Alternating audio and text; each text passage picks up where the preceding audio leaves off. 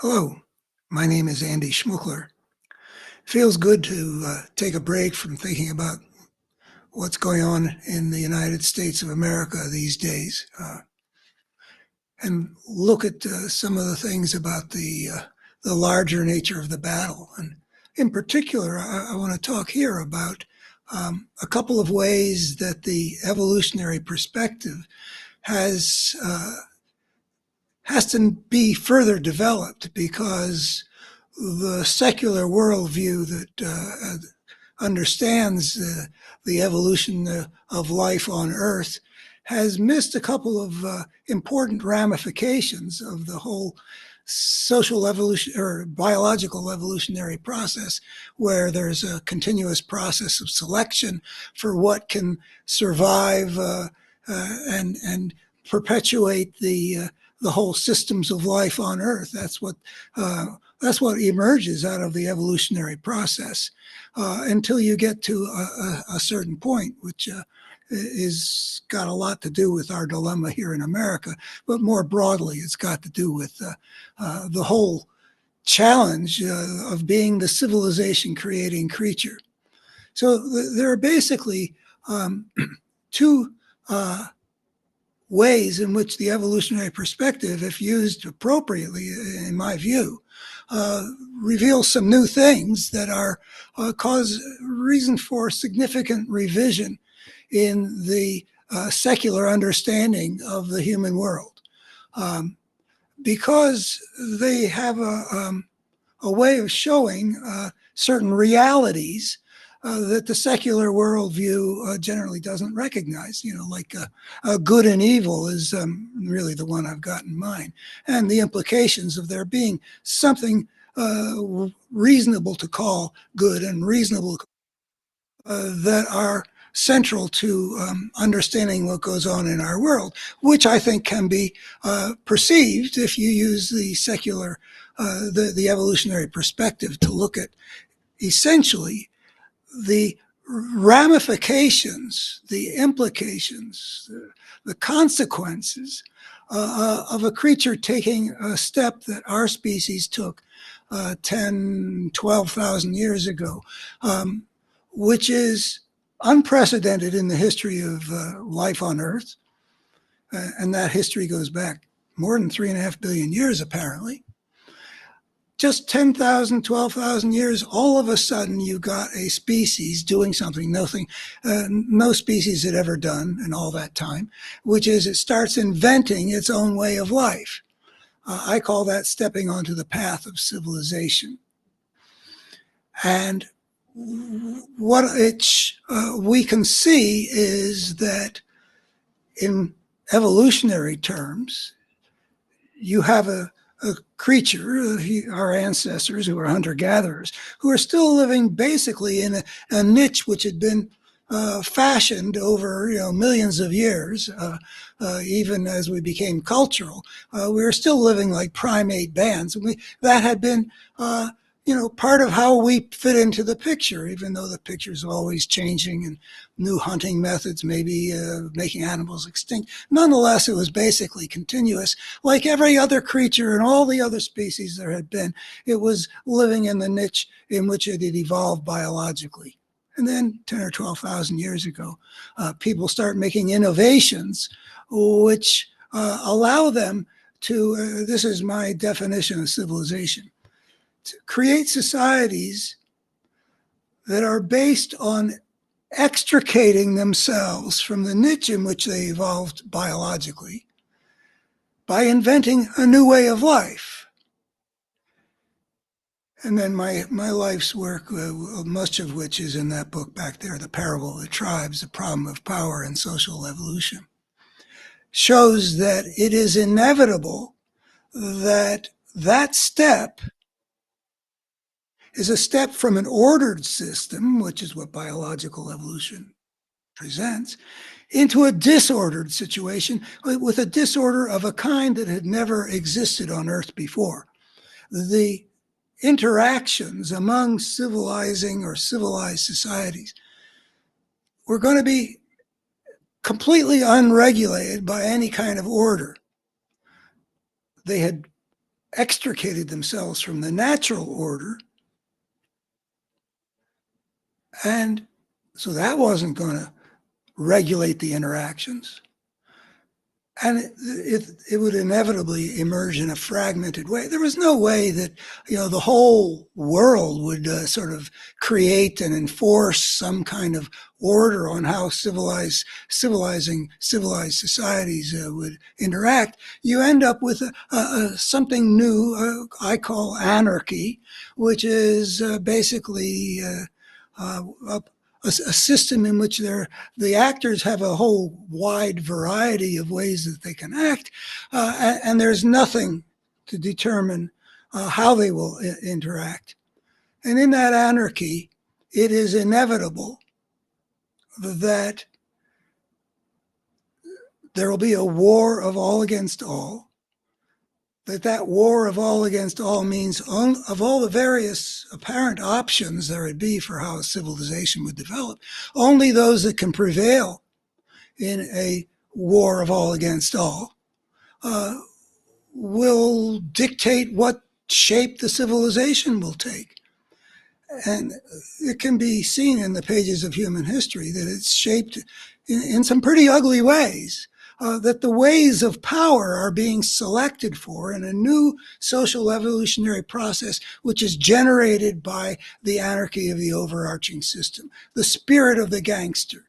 It's warlords that rise to the top, and that's inevitable. And it casts our situation and our history in a rather importantly different light.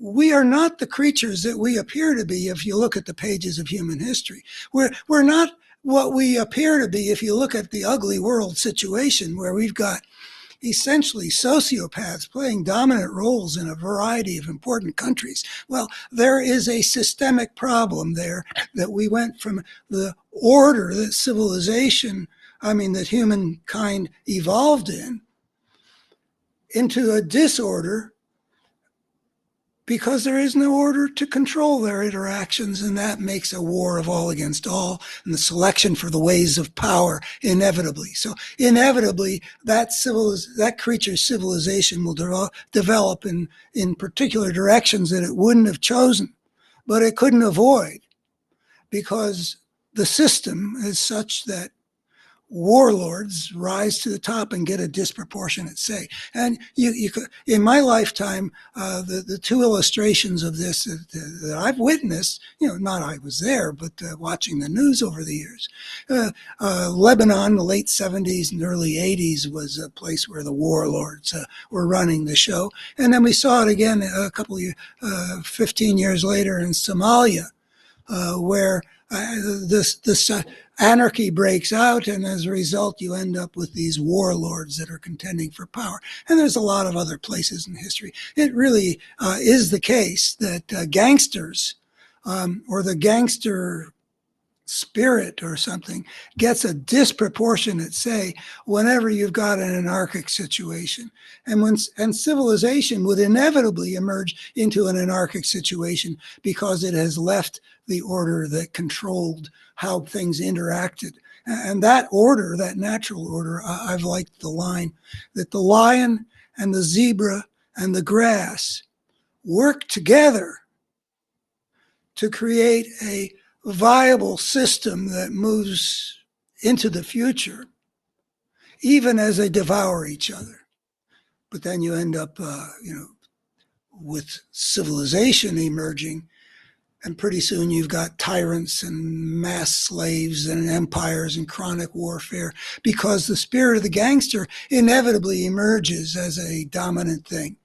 Not because of the nature of the creature, by the way, which means that in this evolutionary perspective, we can see that we are better creatures than we have imagined ourselves to be. So there is inevitably a destructive force that arises out of the brokenness of a disordered system. Anarchy is a kind of brokenness when you've got open-ended possibilities for how things can act, and where certain kinds of behavior, like the imperialist aggressive power maximizing behavior have a way of spreading as a contaminant. So the ugliness that we see in human history is not a clear picture of who and what we are. We're better creatures than that. However, much better or not better is not proved there, but we are better creatures than that. And that becomes clear if you look at the implications of this step that humankind took when we stepped out of the niche in which we evolved biologically and started creating a new life form that wasn't the thing that was crafted by biological evolution in its selective process, but is the creature the result of the imagination of the creature. So open-ended possibilities, and only those that maximize the power to survive a war of all against all get to have the role of shaping the human future.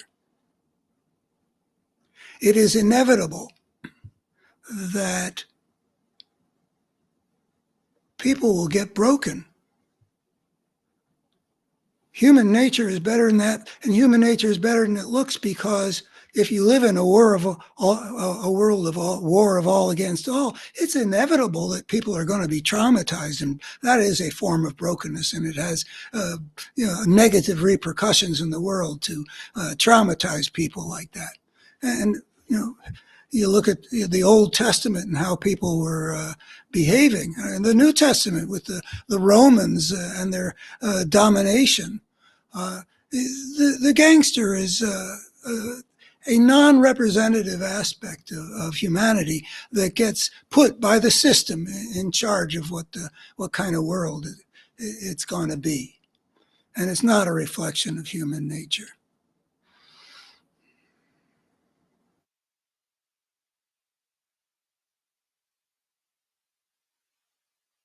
By the way, I think it's of considerable value, even if the only thing that we drew from that is we are better than we thought ourselves to be. We have reasons to be broken, and we are inherently capable of doing a whole lot better. But we first have to bring under control a destructive force that has made people broken, and it has also meant that of all the cultural possibilities, we've come the ones that get to survive an inevitable struggle for power are not necessarily the ones that would bring out the best in us. In fact, it is inevitable, because of this movement into disorder and that selective process that results, it is inevitable that the societies that people have to live in will make demands on them that are a function of the selection for the things that do well in a war of all against all. Those societies that are shaped according to what it takes to survive that thing are going to make demands on people to maximize their power so they can survive. Demands that are often, in many ways at least, hostile to human nature. So if we're broken by the trauma, then we're broken by the fact that civilized peoples have inevitably had to internalize social morality that was injurious to themselves because it internalizes a war. Sometimes with some people and some cultures, some subcultures, you can see that this war is really intense, and that people, like in the most authoritarian personality kinds of upbringings and fundamentalist stringencies, and there is a degree of warfare between morality and human nature that has to do with internalizing what was selected for, not because it was so great at meeting human needs, but because it gave a society the power that it needed to survive. That's what selection does. And we've had 10,000 years, centuries, generations, millennia, where there's been a war of all against all, and it's not random which societies survive. So that's part of what you can mine out of the fact that inevitably the step onto the path of civilization, inventing a new life form, which is invented by a creature's imagination, not shaped by our biological evolution, inevitably leads to serious problems.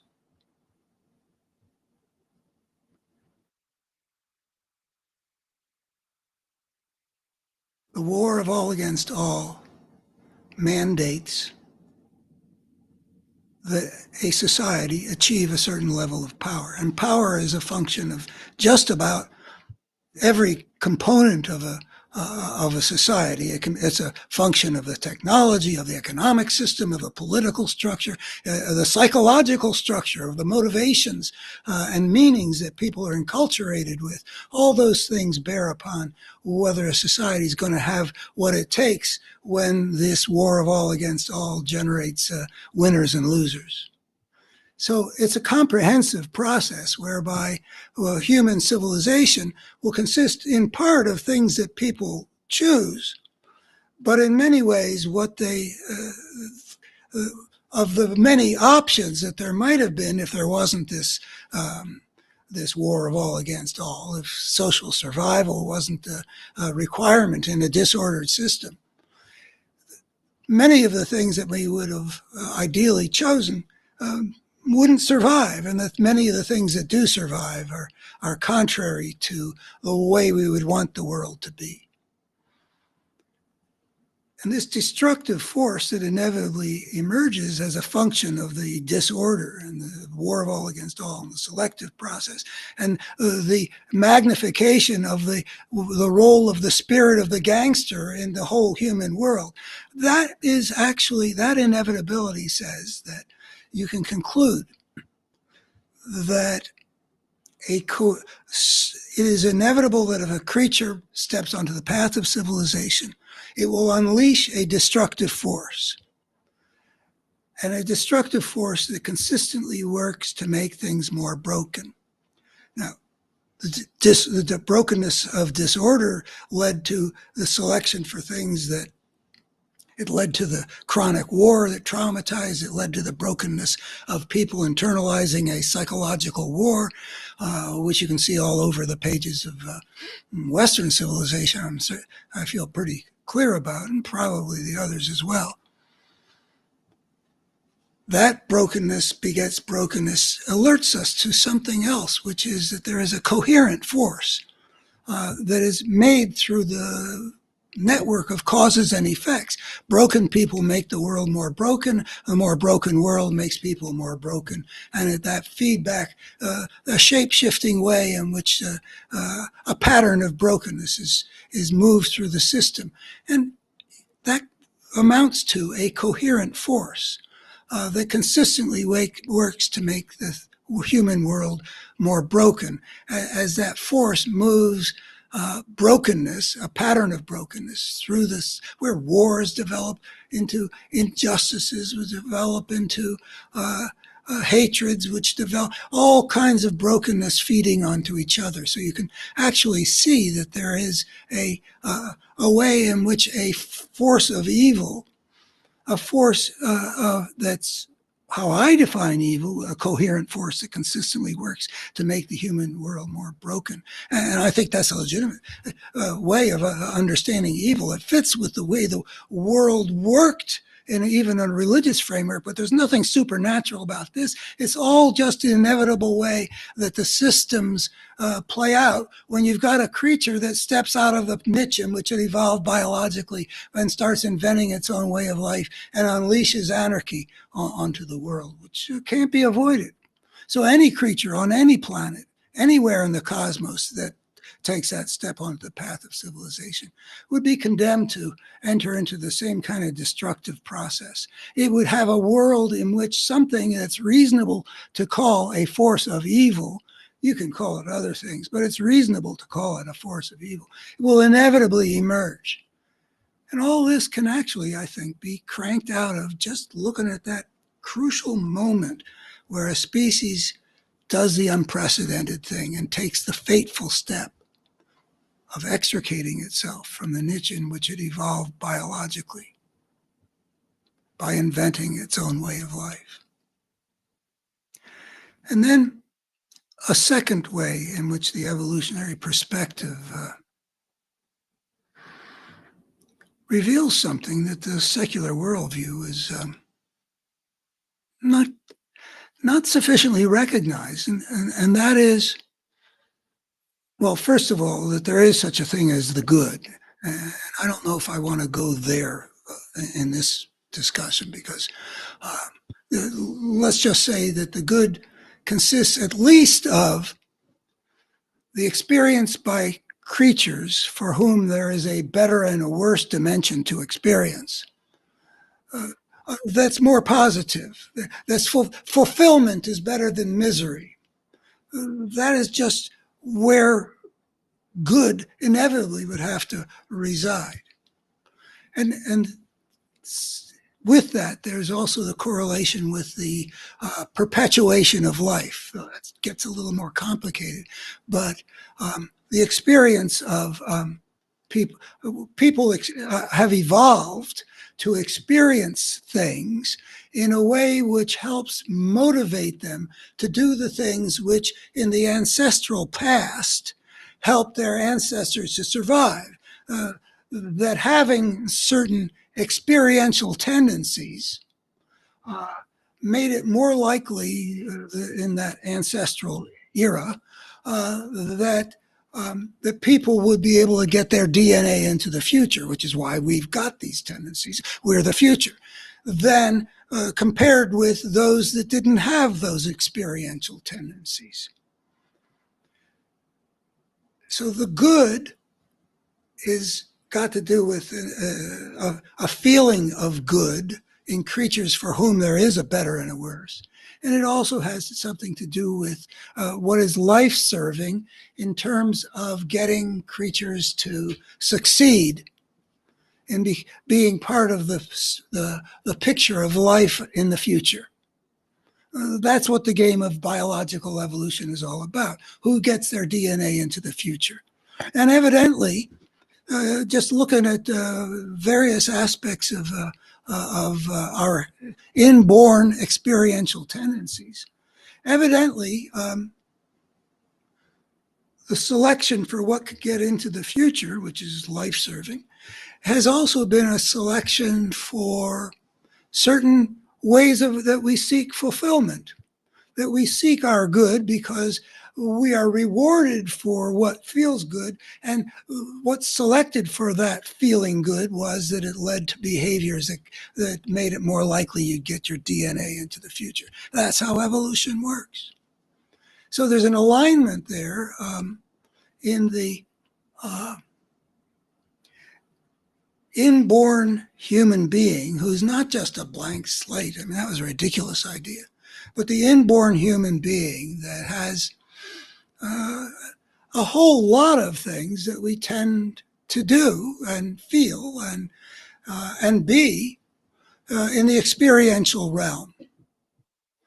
And I've on my website, betterhumanstory.org, I've got a little section you can find on the left side about the life-serving nature of our inborn experiential tendencies, and I explore various dimensions of it, including why do we get pleasure out of beauty, which is a function of human nature.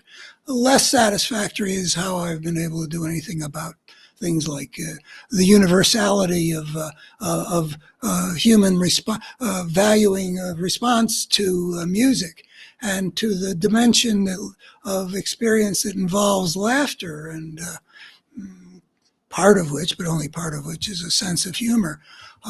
Why did we become attuned to being those things that we find sort of universal? But more particularly in terms of my obsession as fascism has been gaining power in America that I've been tracing for over 30 years and full time for 20, is the problem of evil. How do you recognize when something is a coherent force that's consistently working to make things more broken?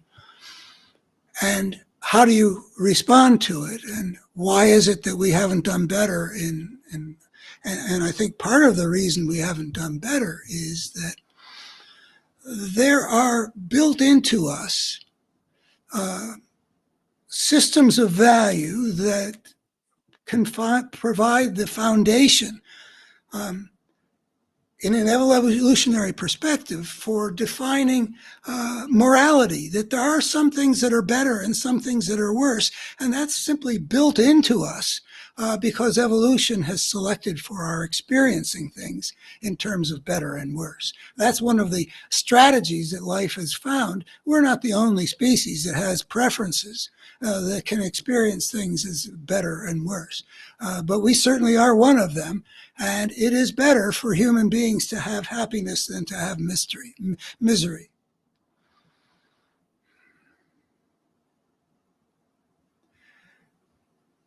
And from that, you can develop a an understanding that embedded in human reality is a system of values that makes the moral dimension real, important, and life-serving. And I say that, and the secular worldview, I think, has given the moral dimension a little bit of a second-class citizenship, short shrift, however you want to put it, not really real, subjective, a matter of opinion. No, there's a lot that isn't fully determined, but the reality of the moral dimension is demonstrable. If you look at it in an evolutionary perspective, the evolution of the experiential realm, the better and the worse.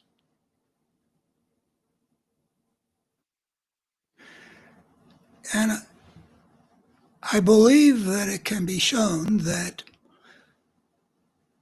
that system of values that is, however vague and to be filled out by culture, is built into us by evolution. It provides a basis for us to talk about how the moral dimension is real, important, and life-serving, and how experientially there is a kind of passion that emerges within us when we connect with that dimension. And there's a reason why the battle between good and evil engages people's passions. People can be quite confused about what's good and what's evil. That's one of the problems that we find in the human world that's so broken. But we know that people can feel very passionate about it. And so if you've got, for example, the pro-democracy side in a society where fascism is gaining power, not plugging into those passions, that makes it more likely that the force of fascism will triumph. And likewise, there's another built-in spiritual dimension. If you look for human universals, one of the things that you find is that there's a way in which people, maybe not everybody, but just like there are people who are not musical, but most people are, at least there are a lot of people who have special kinds of experience, have the capacity for special kinds of experience. Maybe everybody does, but we at least know that a lot of people, in almost any small band, you're going to find some people who have these spiritually transformative experiences someplace in their lives. That they have the capacity for that is not to be taken for granted. The fact that it's so widespread, even if the content can vary according to the human vessel, some way of plugging into something where you feel a person experiences things as being more than usually real, and they come back with more than usually important spiritual truths, and perhaps the course of their life can be traced as taking a different direction after this spiritually transformative experience. That is a human universal, and it implies something fairly important.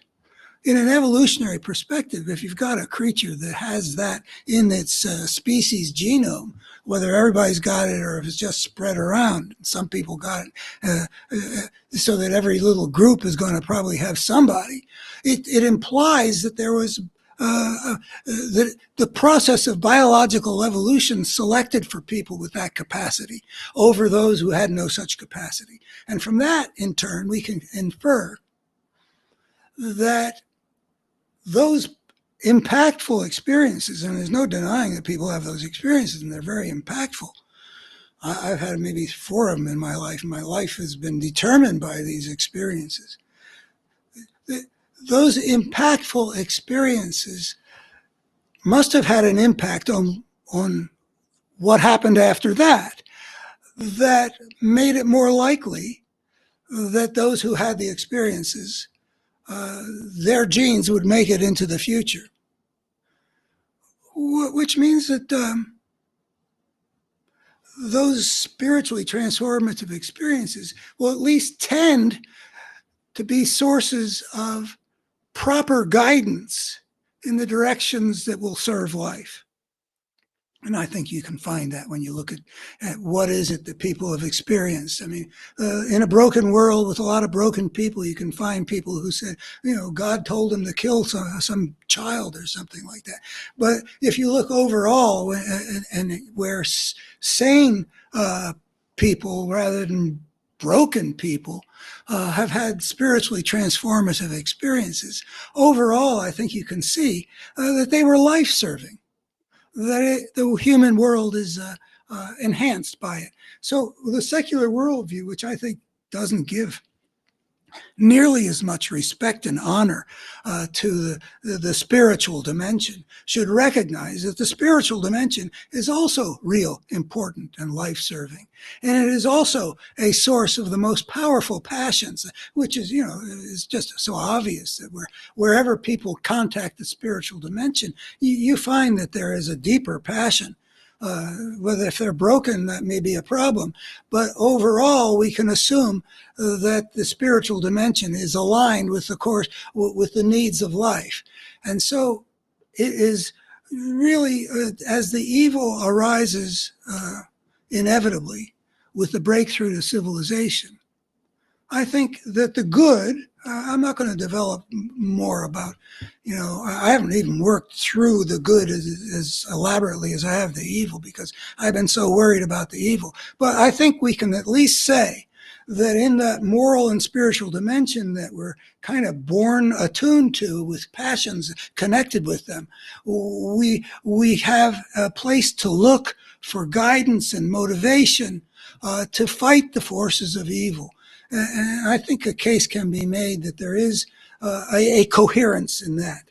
And so this evolutionary perspective reveals, in a sense, that 2 different forces that are derivable from looking at things carefully in an evolutionary perspective. One that consistently makes the human world more broken, one that consistently works to make the human world more whole, one that's destructive, and one that's constructive. One that acts like good and one that acts like evil. And that has been the center of the human drama since we stepped onto the path of civilization. And I claim that if you look at the dynamics of this whole evolutionary process and the place of that step onto evolutionary civilization's path, if you look at it carefully enough, you can see that any creature on any planet, anywhere in the cosmos,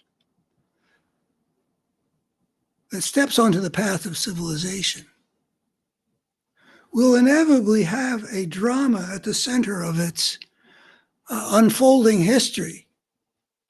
They will have a battle between 2 forces, one of which is reasonable to be called good, one of which is reasonable to call evil. And it's just an inevitable consequence of the systemic dynamics of having a creature take those steps and having a creature that evolved biologically to be oriented toward the pursuit of happiness and other manifestations of the good.